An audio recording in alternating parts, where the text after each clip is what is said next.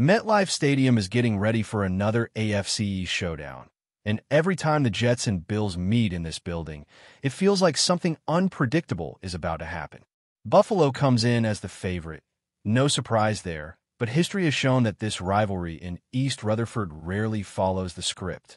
Bills fans and Jets fans alike know that when these two clash, chaos is never too far away. And Week 2 of the season already carries the weight of storylines that could shape the tone for both franchises. For Buffalo, the story begins with the adrenaline rush of last week.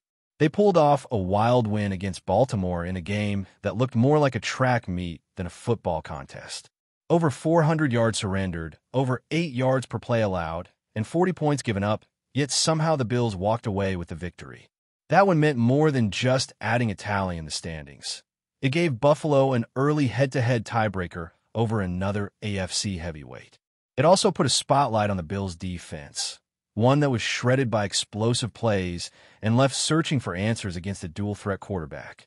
Now, the test comes again, because if Lamar Jackson exposed the Bills' struggles with his legs and his arm, Justin Fields brings that exact same skill set into MetLife this Sunday, and the Jets would love nothing more than to make Buffalo relive the same nightmare.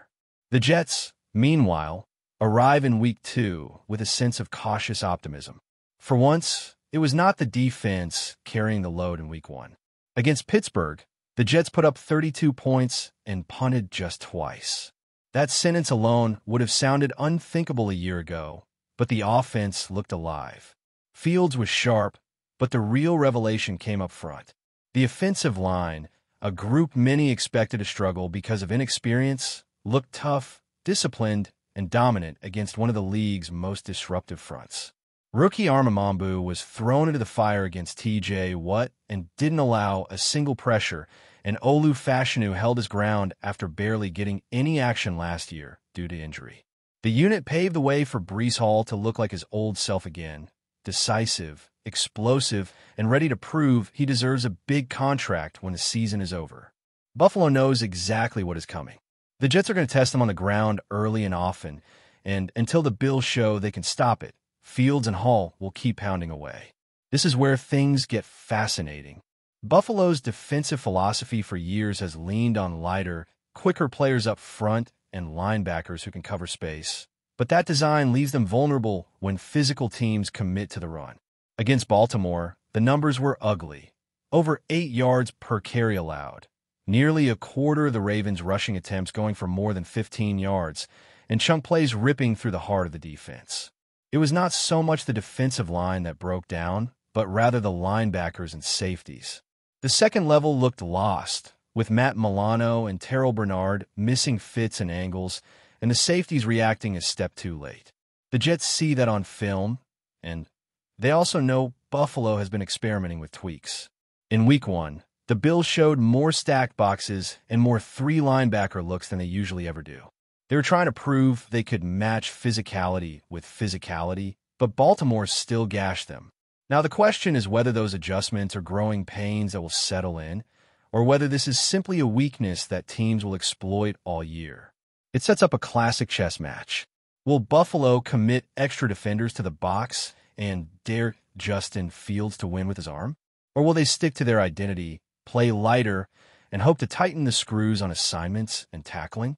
That decision could dictate everything, because if Fields gets comfortable with play action and if Hall finds creases the way he did last week, Buffalo may be chasing the game instead of controlling it. On the flip side, the Bills' offense is always dangerous because of Josh Allen. Coming off an MVP season, he reminded everyone last week how quickly he can flip a game. Over 250 passing yards in just the fourth quarter against Baltimore is the type of eruption only Allen can provide. But the Jets' defense, while inconsistent, is still loaded with individual talent that can wreck a game if they show up. None bigger than Quinnen Williams, who has a slightly new role under defensive coordinator Aaron Glenn. Instead of being predictable and lined up almost exclusively to one side like he was under Robert Saleh, Williams is now locked in at the 3 technique, where the Jets want to maximize one-on-one matchups and cut down on automatic double teams. That could spell trouble for the Bills' interior line, because if Williams starts winning early, Allen may be forced into the type of risky throws that have burned him against the Jets before. And then there is the secondary. Sauce Gardner shuts down half the field, but across from him, Brandon Stephens looked like a glaring weak spot in Week 1. Pittsburgh went after him repeatedly, and now Bills fans are circling that matchup as the key to opening up their passing attack.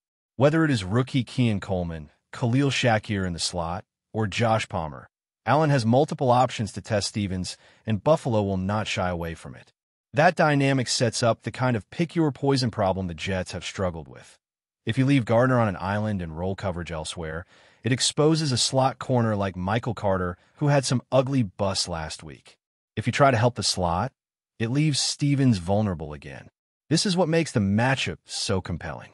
Both teams know exactly where the cracks might be, and it comes down to execution. For the Jets, the offense has to prove Week 1 was not a fluke, that Field can stack good games together instead of flashing and fading like he did in Chicago. The offensive line must repeat their strong performance, because Buffalo will test their discipline with disguised pressures.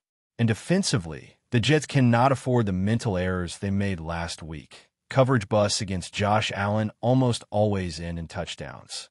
For Buffalo, it is about showing their defense can handle a ground-and-pound attack with a dual-threat quarterback. It is about Allen spreading the ball and taking advantage of matchups without forcing throws into Gardner's territory. And it is about leaning on their continuity, their experience, and their rhythm against a Jets team still settling into a new era under Aaron Glenn. Two franchises, one building, and a divisional rivalry that never plays out the way you expect. The Bills have the star power and the pedigree, but the Jets have momentum, belief, and a style of football that directly attacks Buffalo's biggest weakness. And that's what makes this Week 2 clash feel like it could get weird at MetLife all over again. The second layer of this Jets and Bills showdown comes down to the matchups within the match. The little battles that could swing momentum and decide how Sunday unfolds. Whenever two divisional rivals face off, especially this early in the season, the game is less about who looks better on paper and more about who exploits those cracks and forces the other side into uncomfortable situations. Buffalo is seen as the superior roster, but that has been the story for years, and yet MetLife has produced some unforgettable upsets that still haunt the Bills. To understand how this one might go, you have to break down the individual duels and the tendencies that have already been exposed. For Buffalo, one of the most obvious targets is the Jets' second cornerback. Sauce Gardner's reputation precedes him. Quarterbacks do not even bother throwing his way most of the time. That funnels the action toward the opposite side, and Brandon Stephens struggled badly against Pittsburgh. Giving up multiple scores and over 60 yards in coverage is the type of performance that will light up a film room, and Josh Allen is the type of quarterback who will circle it with a red marker. The Bills might not have a superstar receiver, but that almost works to their advantage here. Instead of having one clear target Gardner can shadow, Buffalo rotates weapons, mixing in Shakir, Coleman, and Palmer. It becomes a guessing game of who is going to line up against Stephens, and as soon as the Jets show their hand, Allen will pounce. If Buffalo can get early success through that matchup, it forces the Jets to shift resources, and that opens opportunities in the slot or even deep down the seam where tight ends can thrive. On the other side of the ball, the key lies with Quinnen Williams. When the Jets have pulled off their rare big wins in recent seasons, it is often because Williams dominated up front. His ability to collapse the pocket from the inside throws off even the best quarterbacks, and Allen has had his struggles when pressured directly up the middle. The new wrinkle under Aaron Glenn, where Williams is stationed primarily at the 3 technique instead of being shuffled around predictably, is designed to give him more chances to beat his man straight up. That puts the pressure on Buffalo's interior trio to hold their ground. If they cannot, it is not just sacks they have to worry about. Williams is disruptive against the run as well, and if the Jets can get Buffalo behind the chains by winning on first down, it plays right into the aggressive nature of their defensive front. Another area to watch is Breece Hall against the Buffalo linebackers. Hall looked like his rookie year self against Pittsburgh, decisive, powerful, and finishing runs with authority. The criticism of his game in the past has been hesitation, sometimes dancing too much behind the line and leaving yards out there. That version did not show up in Week 1. Instead, Hall was reading his blocks perfectly, trusting the offensive line and making defenders miss at the second level. For Buffalo, the linebackers were exposed against Baltimore, and if those same issues show up, Hall could break loose with the type of game-changing plays that tilt the balance. The Bills need Milano and Bernard to be sharp, disciplined, and physical, or else they will be dragged into a slugfest they do not want. The chess match extends to coaching decisions as well. The Jets under Glenn are still forming an identity. Week 1 showed glimpses of a more physical, disciplined offensive approach and some creative defensive alignments, but there were also glaring mistakes. Twice in the second half against Pittsburgh, the Jets had too many backups on the defensive line at the same time, and Aaron Rodgers took full advantage. That type of mismanagement cannot happen against Buffalo, because Allen and offensive coordinator Joe Brady will exploit it immediately. The Bills' tempo offense is one of their sharpest weapons, and if they catch the Jets trying to rotate, they will snap the ball and create mismatches before the defense can settle. The Jets need to be deliberate with their substitutions, staggering rest for their stars instead of sitting them all at once. And then comes the bigger picture dynamic. The Bills are an established contender, with stability at head coach and quarterback, while the Jets are navigating the uncertainty of a new regime. Glenn has already shown he is not afraid to shake things up, cutting Xavier Gibson just a year after his unforgettable punt return against Buffalo, and trading for multiple players right before the season. That sends a message that jobs are not safe and production is the only thing that matters. For some players, that could unlock a sharper focus. For others, it could lead to playing tight, worried about every mistake. Buffalo's advantage here is clear. They know who they are. The Jets are still learning. If the Bills keep their composure while the Jets get caught in self-inflicted errors, that experience edge will be massive. Offensively, Buffalo's path is simple in theory, but difficult in execution.